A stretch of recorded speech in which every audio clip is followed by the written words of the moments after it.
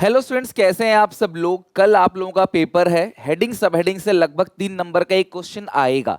मैं आपको अराउंड 25 से 30 पॉइंट्स बता रहा हूं, उनके मेन हेड उनके सब हेड यहीं पे आपको लर्न करा दूंगा। अगले 10 मिनट के अंदर आपके 3 नंबर पक्के हो जाएंगे। तो इस वीडियो को क्लास एंड तक देखना। हेडिंग सब हेडिंग सारी की सारी आपको क्लास यहीं पे लर्न करा दूंगा और एग्जामिनेशन में कल आपको 3 नंबर पक्के हो जाएंगे।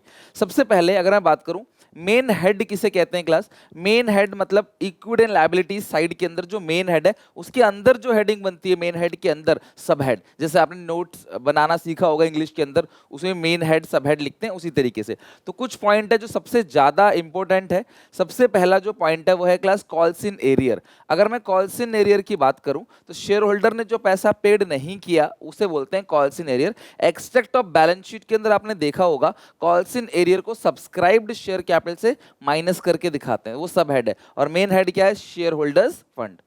शेयर फॉरफिट अकाउंट आपने ये भी देखा होगा, फॉरफिट अकाउंट प्लस करते हैं सब्सक्राइब शेयर कैपिटल में by way of addition to subscribe share capital. और सब हेड क्या है? Share holders. मेन हेड क्या है? Share holders fund.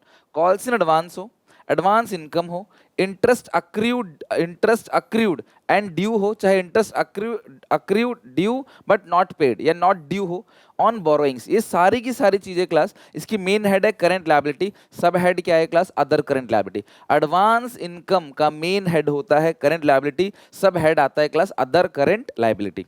Unclaim dividend हो या अनपेड डिविडेंड हो, वो भी सेम चीज है। Unclaim dividend, unpaid dividend, main head है करंट लायबिलिटी और सब हेड क्या है class? Other current liability. Debentures हो, बॉन्ड हो या लॉन्ग टर्म लोन हो, इसका मेन हेड है नॉन करेंट लायबिलिटी और सब हेड क्या है class? Long terms borrowing, long term borrowing.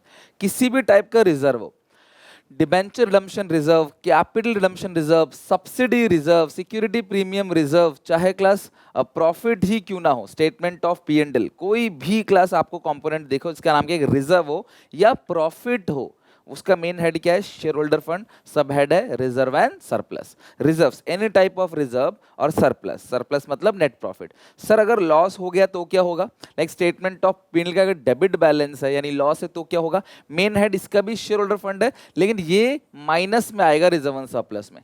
यानी कि प्रॉफिट रिजर्व एंड सरप्लस में प्लस में आता है, लॉस रिजर्व एंड सरप्लस में माइनस में आएगा। क्लियर है क्लास यहां तक? नेक्स्ट है पब्लिक, ये मैंने बताया क्लास, बॉन्ड हो, पब्लिक डिपॉजिट हो, चाहे परसेंटेज डिबेंचर हो, मेन हेड है नॉन करेंट लायबिलिटी और सब हेड क्या है? Long term borrowing. Collateral security वाला टॉपिक में भी आपने इसकी बैलेंस शीट बना रखी है। डेटर्स बिल्स रिसीव, बहुत इंपॉर्टेंट, डेटर्स और बिल्स रिसीवेबल, मेन हेड है करंट असेट, सब हेड है ट्रेड रिसीवेबल। डेटर्स और बिल्स रिसीवेबल ट्रेड रिसीवेबल के अंदर आता है और ट्रेड रिसीवेबल करंट असेट के अंदर आता है। अब आते हैं क्रेडिटर्स और बिल्स पेबल, करंट लायबिलिटी और सब हेड क्या है क्लास इसका? Trade payable. Provision for tax या शॉर्ट टर्म प्रोविजन, ये आता है करंट लायबिलिटी, मेन हेड, सब हेड क्या है? Short term provisions. Bank overdraft हो, बैंक ओवरड्राफ्ट है या शॉर्ट टर्म लोन भी बोलते हैं इसको, ठीक है। बैंक ओवरड्राफ्ट हो या शॉर्ट टर्म लोन हो तो सब हेड क्या है क्लास? शॉर्ट टर्म बोरोइंग्स और मेन हेड क्या है class? Current liability. Provision for doubtful debt, debtor से माइनस करते हैं bye way of deduction from trade receivable और मेन हेड क्या है इसका? Current asset. Provision for doubtful debt current asset के अंदर आता है और वो डेटर मतलब जो ट्रेड रिसीवेबल जो वो है ट्रेड रिसीवेबल उससे माइनस करते हैं। आपने देखा होगा ना कई बार ट्रेड रिसीवेबल डेटर से माइनस करके दिखाते हैं। लूज टूल स्टोर स्पेयर, बहुत इंपॉर्टेंट है ये सारे के सारे point. Loose tool store spare inventory के अंदर आता है, सब हेड है इन्वेंट्री और मेन हेड है क्लास करंट असेट। बता दिया था अनक्लेम डिविडेंड हो, अनपेड डिविडेंड हो, करंट लायबिलिटी, मेन हेड है, सब हेड है अदर करंट लायबिलिटी। अब यह है premium on redemption of debentures, बहुत इंपॉर्टेंट है। ये है नॉन करंट लायबिलिटी लेकिन जो सब हेड है वो टीएस में लिखा है class other long term borrowing और एनसीईआरटी में लिखा है क्लास लॉन्ग टर्म बोरोइंग। तो मैं आप लोगों को बोलूंगा कि आप एनसीईआरटी फॉलो करो और उसी के हिसाब से लिखो लॉन्ग टर्म बोरोइंग्स।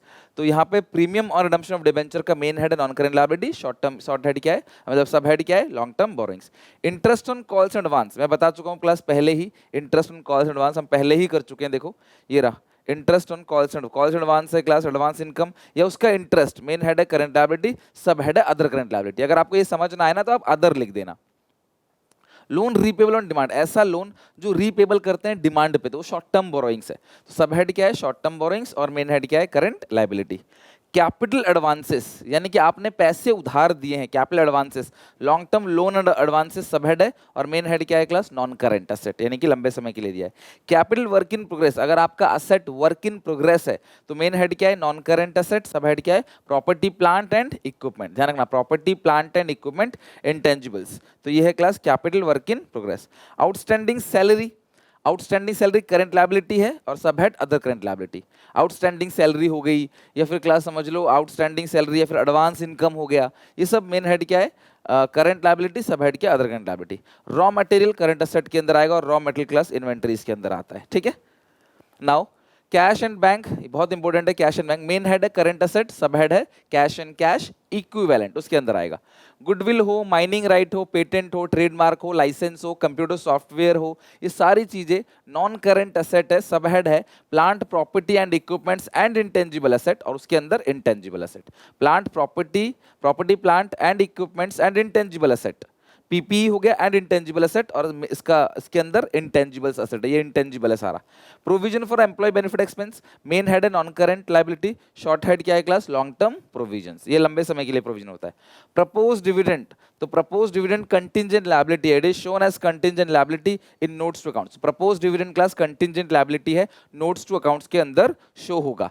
नेक्स्ट है current maturities of long term debt. अब ये होता क्या है, जनरली मान लो कंपनी ने डिबेंचर इशू किया, नेक्स्ट 5 इयर्स के लिए कंपनी ने डिबेंचर को इशू किया, तो आज वो 5 साल बाद रीपेमेंट होगा तो वो नॉन करंट लायबिलिटी है। अगले साल बाद फिर वो 4 साल बाद रीपेमेंट होगा तो भी वो नॉन करंट लायबिलिटी है। फिर अगले साल वो 3 साल बाद रीपेमेंट होगा तो भी वो नॉन करंट लायबिलिटी है। फिर अगले साल वो 2 साल बाद रीपेमेंट होगा तो भी वो नॉन करंट लायबिलिटी है। फिर अगले साल तो वो 1 साल के अंदर रीपेमेंट हो जाएगा ना। एक टाइम तो ऐसा आएगा जब बस आपको विद इन ईयर, इसी साल ही क्लास आपको क्या करना है, पेमेंट करनी है, उसको बोलते हैं current maturities of long term date. तो उसका मेन हेड है करंट लायबिलिटी, क्योंकि वो करंट मैच्योरिटी है, करंट लायबिलिटी। सब हेड है शॉर्ट टर्म बोरोइंग्स, देखो टीएस ग्रेवाल में लिखा हुआ है sub head short term borrowings है, एनसीईआरटी में क्लास ये लिखा हुआ है अदर करंट लायबिलिटी। तो मैं रेकमेंड करता हूं क्लास एनसीईआरटी को, बाकी आप दोनों में से कोई फॉलो कर सकते हो, मुझे बिल्कुल गलत नहीं लग रहा। Long term short term borrowings is also correct, क्योंकि जब डिबेंचर्स लॉन्ग टर्म बोरोइंग है तो बाद में वो शॉर्ट टर्म बोरोइंग्स ही कन्वर्ट होगा, राइट। तो आप लिख सकते हो इसको, बाकी अपने टीचर से भी आप डिस्कस जरूर कर लेना। मॉर्गेज लोन, तो जो मॉर्गेज लोन है उसका मेन हेड है नॉन करंट लायबिलिटी, सब हेड लॉन्ग टर्म। तो मॉर्गेज लोन हो, पब्लिक डिपॉजिट हो, इसके डिबेंचर्स हो, वो सब यही आता है आपका नॉन करंट लायबिलिटी और लॉन्ग टर्म बोरोइंग्स, ठीक है। अगला प्रीपेड इंश्योरेंस करंट एसेट है और अदर करंट एसेट, ठीक है। प्रीपेड इंश्योरेंस करंट एसेट और other current asset. Live stock, तो जो भी लाइव स्टॉक है, किसी के पास जानवरों का जानवर है, मान लो गाय बैल भैंस कुछ ऐसा है, तो मेन हेड क्या है, नॉन करंट एसेट, उससे काम करवाता है वो, बेसिकली उसका बिजनेस है। Property plant equipment and intangible asset, और ये प्रॉपर्टी प्लांट इक्विपमेंट के अंदर आएगा, पीपीई के अंदर, ठीक है। और ये अगर ये इंटेंजिबल्स होता तो यहाँ पे ये ना लिख के इंटेंजिबल है। देखो दो चीज है, प्रॉपर्टी प्लांट एंड इक्विपमेंट और इंटेंजिबल्स, दोनों को मिला के हेडिंग बन गई पीपीई एंड इंटेंजिबल्स। अब अगर वो इंटेंजिबल्स है तो आगे इंटेंजिबल लग जाता है, प्रॉपर्टी प्लांट इक्विपमेंट है तो आगे प्रॉपर्टी प्लांट इक्विपमेंट लग जाता है।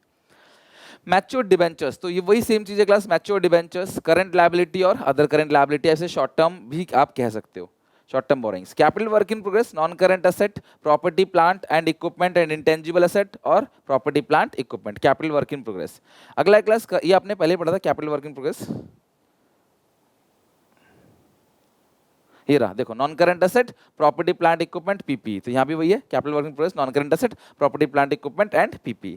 अगला क्लास रिपीटेड है, current maturity of long term debts, current maturity of, ये हो गया क्लास यहाँ पे करंट लायबिलिटी और शॉर्ट टर्म बोरोइंग, या फिर आप इसे वो भी कह सकते हो करंट मैच्योरिटी ऑफ मैच्योरिटी या शॉर्ट टर्म बोरोइंग कह लो, या फिर आप इसे ये कह लो अदर करंट लायबिलिटी, ठीक है, अकॉर्डिंग टू एनसीईआरटी।